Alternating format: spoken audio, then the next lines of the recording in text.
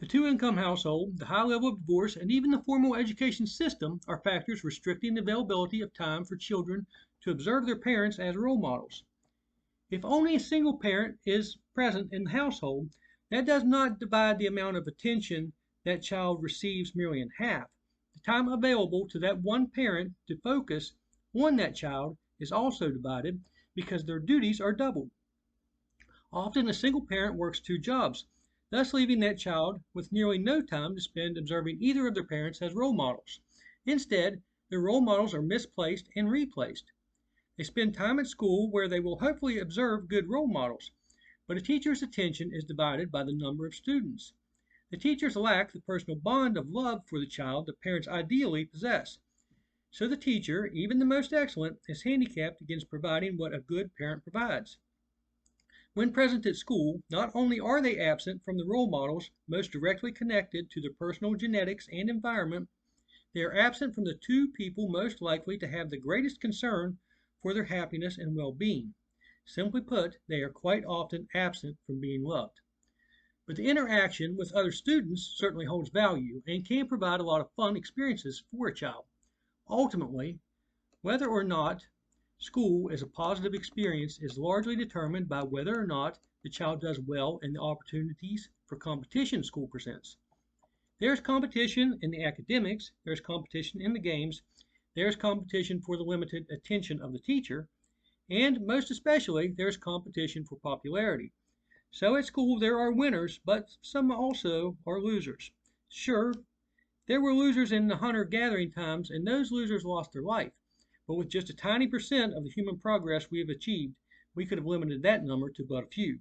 Instead, have we decreased the number of children who are deemed losers?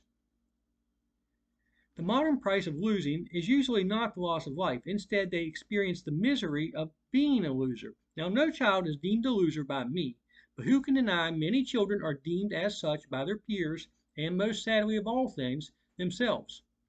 Winners or losers, either way, they will come home from school, hopefully to their parents, or at least a parent, but quite often only a television or video games and the internet to observe and quite possibly also be observed by strangers. I'm not trying to be a doomsday, no hope, all is lost downer. Certainly, there is still a lot of love in the world, and that love can come from people other than parents. But now, like no other time in human history, we have children left to themselves. Who can argue that this is not a problem worth addressing?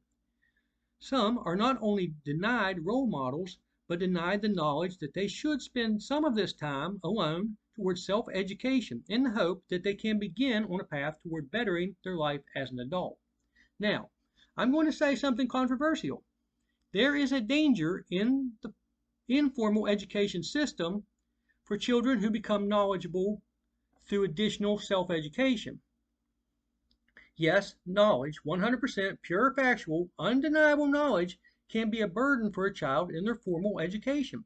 If a child or young adult knows more than the teacher, or even worse, if a child or young adult is more skilled than their teacher in the course of study, God save that poor child from the treatment they are likely to receive from that teacher.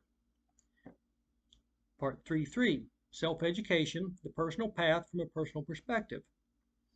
I had the benefit of some role models, a good neighborhood, a good extended family, and a safe public school system, so I was fortunate. Yes, I was a child of a single mother who often worked two jobs. Therefore, I had alone time and the lack of role models present as well. This good background, bad circumstance combination brought about the perfect storm of factors through which self-education could be taken to new levels by a deep and constant thinker like me. I saw enough good examples in my mother, my extended family, and my community that I knew enough to wish to learn to seek the knowledge on how to become a great man. I read a book series called Encyclopedia Brown, and it became a model of how I would self-educate. Yet, the availability of knowledge itself was limited. If the internet existed to any degree, I was not aware of it. A set of encyclopedias was expensive, and you couldn't check them out from the library. We didn't have a set in our household, but somehow, for some reason, we had the letter C encyclopedia, so I read it. I also favored documentaries over anything else on television. Dinosaurs, the space program, the history of warfare, health and longevity, the history of civilization, and sources of energy were among the subjects I found most interesting. Although encyclopedias couldn't be checked out, I did find some books on these subjects at my local library, although it was small and limited. I will never know if the internet would have improved my childhood learning or detracted from it. I had the television instead. Some of my role models were unrealistic, guys like Michael Jordan and Hulk Hogan. They gave me high aspirations, yet my genetics were not the type suited for dunks from the foul line or body slamming giants. But I also recognized some great examples on television of how to perform tasks I would like to think I've already demonstrated that I'm more than capable of doing. I consumed storylines and the jokes of comedians and slowly began to structure my own. Often I could surprise somebody by saying the next line in a movie I'd never seen. I found sitcom punchlines were especially predictable. I thought one up once and told my granny and granddad, who were watching me that day, "Money can't buy happiness, but it's a darn good down payment." Sometime later, it did appear on a sitcom. The guy who said it on that sitcom was a black comedian named Flip Wilson. After high school, I went off to college. For me, college was very much a self-education experience. I got a phone call from a state college who said that they may have a scholarship available to me in English. I was thinking more along the lines of art or music, but dang, scholarship, well, with English, I thought perhaps I could try to become a writer instead. I began the process of enrolling, asked about the scholarship at some point during the enrollment, but they said to me that would be discussed with my English department head at some point. So I got a federal loan, ironically referred to as financial aid. When I talked to the head of the English department, a lady of about 45, I found out that they did not have a scholarship for me, adding, "You would know by now if we did." But there was good news also in that one-on-one meeting with the head of the English department. She was also going to be the teacher of one of my courses that first semester. Not only that, but the small college it was, she was going to be the teacher of many of my future classes if I was to follow it to its end, my bachelor's degree in English. So I would have an opportunity to gain her good graces right off the bat. My very first assignment was a project that would give me an opportunity to demonstrate to my department head whether or not I had the potential to become a writer. The assignment was to imagine I was going to space alone for a year. What 3 items would I take which would add up to more than 50 pounds, that wouldn't add up to more than 50 pounds? We were each assigned a student who would read our creation and give us a grade. The teacher herself would also read it and give a grade. The final grade would be the average between the two. The student to whom I was partnered with was someone I could relate. He wore glasses, had some acne, unkempt hair, and an oversized army surplus jacket. He was someone whom many might describe as antisocial or a bit of a misfit. But I understood well enough that he was just an isolated human, and I could relate to this guy. What I admired about his type was an advanced level of imagination. I assumed that the point of assigning a single student who would give half of our grade was to see how well we could adapt our writing toward a target audience. And how smart, I might add, being as modern journalism and fiction alike are quite likely to require a writer to have that sort of flexibility and focus. So I was going to construct a trail of words from my heart and soul that would reach into his heart and soul, and quite possibly be the very first person to let him know he'd been seen. I would touch his heart by letting him know a story had been written for his personal enjoyment above all else. You better believe I took this project seriously. In the end, it was really good. In the rewrite, it was perfection. All of my enjoyment of Ray Bradbury theater, Twilight Zone, Alfred Hitchcock, Tales from the Crypt, and stacks of horror comics had given me the knowledge of the style of narrative, the form and the structure, and the twist at the end necessary to write a masterpiece in the genre of short story horror suspense. So I wrote the tale of the lowest ranking astronaut in American history, who volunteered for the mission nobody else would have ever wanted. I volunteered to be alone in space for a year out of disgust for my cheating wife and my spoiled brat teenage son and a little house dog that barked at me viciously anytime I went into the same room as either of them. What 3 items did I take into space? Why, their heads, of course, or at least I was going to, had it not been for my son's braces setting off the metal detector just before boarding the shuttle. My partner, who I was assigned to, gave it the highest grade possible, a 100%, with the enthusiastic comment, "Son of Satan wins in the end." But my teacher, my department head, the gatekeeper of my education, gave it an F, a 20%, low enough to take it down to the lowest possible D minus a 60%. After the effort I'd put into this writing, I couldn't resist staying behind after class to confront her directly about the grade she'd given me. I would explain to her how it was robbery of my honor, void of due credit, and the grade it deserved. It was clear she didn't want the discussion to happen, and she was determined to end it quickly. No, she wasn't scared. I was more heartbroken and on the verge of crying than I was appearing as if I might be violent. All the smart words I thought I was going to use bottlenecked into my tear-choking back throat and came out in a single short sentence, spoke quickly and quietly. It was written for him. I explained. She, on the other hand, was domineering and aggressive, and she made it clear she had no pity or mercy for me or him.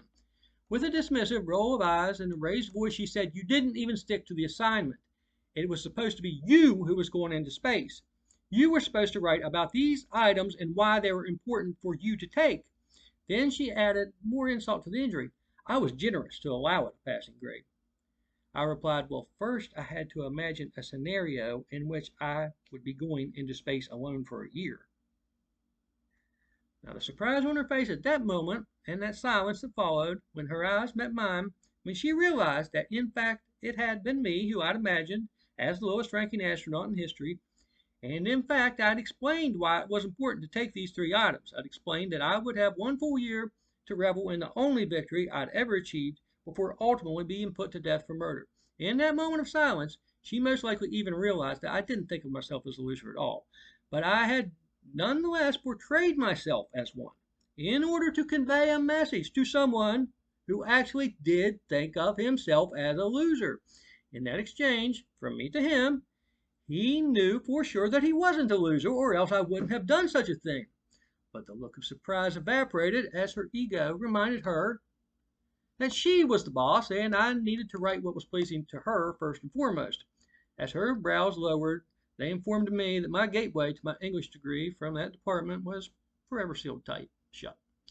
Her only response after that pause was, "No, you didn't." With my hopes of an English degree laying there in a shallow, fresh grave, was this to be the point where the tears gush and I beg from her? Absolutely not. Instead, I drove the nails in the coffin lid myself. But I did anyhow.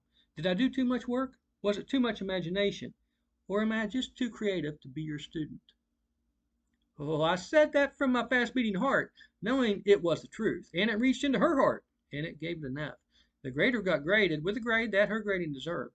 I'm a kinder, gentler person as an adult, so I will now speak this in her defense. It was expecting a heck of a lot from her to see potential in me as a writer, seeing me as the punk with the Iron Maiden t-shirt and a mullet I was on that day. Now, set this aside from the essay. Since this is education, not mere entertainment, I will divulge to you a low-key element of craftsmanship, a mark of wordsmithery, which you may have overlooked otherwise. Take note of the fact that that paragraph ended with Iron Maiden. You will see in the next paragraph why I tell you this and how well these two paragraphs are hinged together. Well, art, visual art, had more appeal to me as a course of study anyhow. Although I felt my potential to be a writer was greater, drawing and painting appealed to me as more in terms of enjoyable activities. I didn't have a real art course first semester, but I had art appreciation class. The whole freshman class had this required course in a big auditorium. Even way back then, I knew what was really going on in this class. They weren't teaching how to appreciate art. They were teaching what art to appreciate. I already appreciated the heck out of art in the form of television, movies, comics, and most especially heavy metal music. They were teaching what music or what art college educated must at least be able to name the artist and to be in the educated society that we're trying to form. The professor stood proudly behind the glass podium. There was a long flex-necked microphone bent aimed at his mouth. His right hand held a book on his palm. His fingertips were bent away from it. This gave an appearance that it must be as light as a feather, almost able to float magically. He held it far from his face, with the pages facing more upward than towards his eyes. His other hand was also lifted in the air as he read a passage from the book, and his voice sounded out with passion. The intended visual effect seemed to be suggesting that God might too be reading a book from heaven, and our professor was the chosen vestige which would give God a worthy human voice. And he wasn't quite achieving all that, but he was doing a darn good job, and I sure appreciated his attempt. "Water, water, everywhere, and all the boards did shrink. Water, water, everywhere, nor any drop to drink. He then returned to the posture of a mere mortal, the book closed, and presumably heaven above did as well. The left arm dropped to his side as he set the book on the podium before him.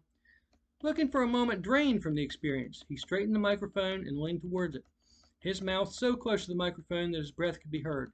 He said in a low, deep voice, "I will give an A for the entire semester to any student who can tell me the title of that work from which I just read," and his face turned sideways, and his left index finger lifted, clearly indicating there was an additional measure of difficulty about to be added. This was, after all, a single straight shot instant A in a college course. He continued, "And also, tell me the full name of the author, all three names." I raised my hand, and his eyes shot toward me. He blinked in disbelief at the unlikely appearance of the... He did not think the word student. He couldn't but help think the word white trash as he looked towards me, as if he'd been rudely interrupted. He shot his hand out with a backhand slap motion in my direction. I felt I should stand, but instead I answered from my seat, "The Rime of the Ancient Mariner" by Samuel Taylor Coleridge. I spoke with too much enthusiasm and excitement than was suitable for my personal image. I lost any illusion of being hard-edged when I sounded like an excited game show contestant, and not a cool and calm Jeopardy contestant, more Wheel of Fortune level behavior. But yet, I was suppressing much more excitement because I had just earned an A in a college course on my very first day in the class. Unfortunately for this shocked professor, I'd messed up his whole segment about how a tidbit of knowledge, a single literary passage, could establish all the proof needed that a person is educated in the fine arts. He jerked around his shoulders and stretched his neck and straightened his mic and then begrudgingly said, "Very good," dismissively. Then he had to go off script in order to continue his first day's lesson before the freshman class. This professor did not know that that literary work, Rime of the Ancient Mariner, had been adapted into song by the British metal group, finish a sentence in paragraph, class, Iron Maiden. And no, that professor did not follow through with his promise of an A. I saw undeniable evidence of bias in the grading during my college experience. It is hard for someone without much money to succeed in college, and this difficulty is increased if they lack close connection to college educated role models. Yet they might also overcome these obstacles if they are very determined or willing to prove that they will bend to the will of their professors. But to go into college poor, not only looking as if you at all wish to be accepted by your professors, and already feeling as if you are good in the field which the professor is teaching and better in your style than they would be, and to feel that if the professor was to try and compete with you in that genre of your liking, you would likely wind up embarrassing that professor. Well, that is quite likely too much ego to ask for them to accept. I myself did not get very far in college. I do not feel that is a matter of fault, not the college, not any professors, although there were actions committed that were unfair, or my own. I honestly do not feel that the timing was right for me to learn from my courses. Had I went there straight from sixth grade somehow, I think things would have been just fine. Boy, that degree sure may have helped. I don't think I'm a bitter person who carries around a chip on my shoulder, but when I am expected to defer to someone regarding knowledge purely over a college degree, well, then we have a problem.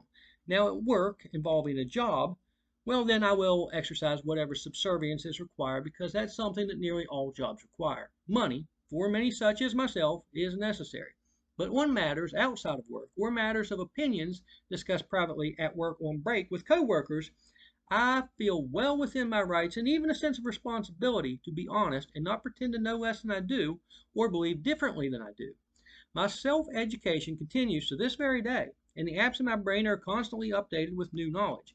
I feel I have enough skills in various fields to produce high-quality art, help construct a mansion, help maintain a building, repair machinery, edit an amazing video, etc., etc. In the fields of art, I have no connection to the business ends of the field. And in the technical knowledge I have, I lack the degree to get into the door. So sometimes my artworks are tossed out for free on social media, such as this one, as if they're chicken feed. Sometimes I'm hoping to get just a single cluck. But as for this one, quite frankly, Scarlett, I don't give a cluck. I know it's good. 4. Summary on Education 101. You have now all the key points of what education is. It is always available and it can last your whole life. It comes from many sources, and those which appeal to you are the ones which you are most likely to be able to focus upon and retain. Most of the higher paying occupations require a degree from formal education.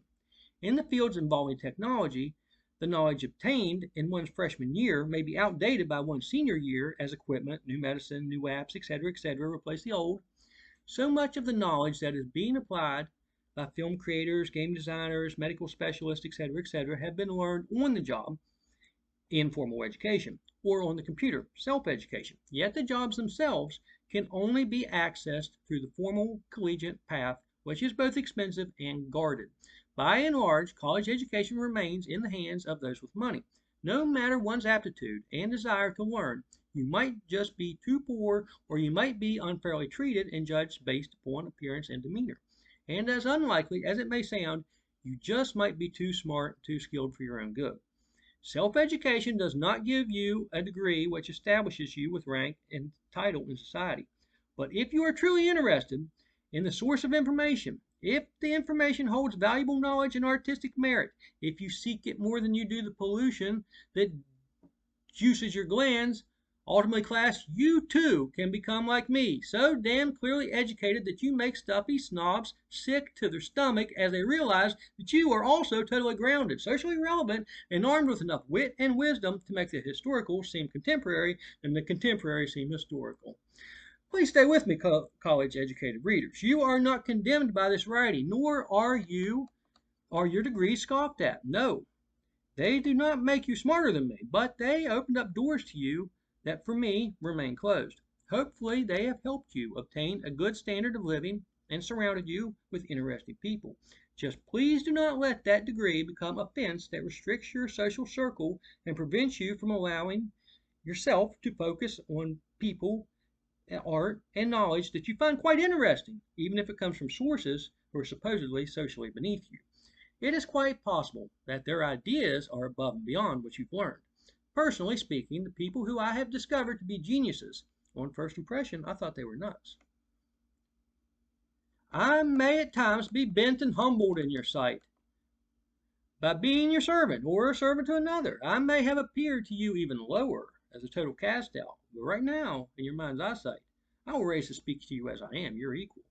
There is nobody higher, there is nobody lower. I know this because of the knowledge I found in just one book. It is a book that is scoffed at by some deemed to be intellectuals and by some deemed to be punks. Yet it is also embraced by some intellectuals and some who are deemed to be punks. It does not give the key to open doors to high society. It gives only knowledge to ask for one door to be opened. But at least one point in your life, it will be the knowledge you will value more than all your wealth, your esteemed title, and your social rank. Therefore, the key is held in the hand of one you have rejected, persecuted, judged, and humiliated, betrayed, and cast out. Have a good day.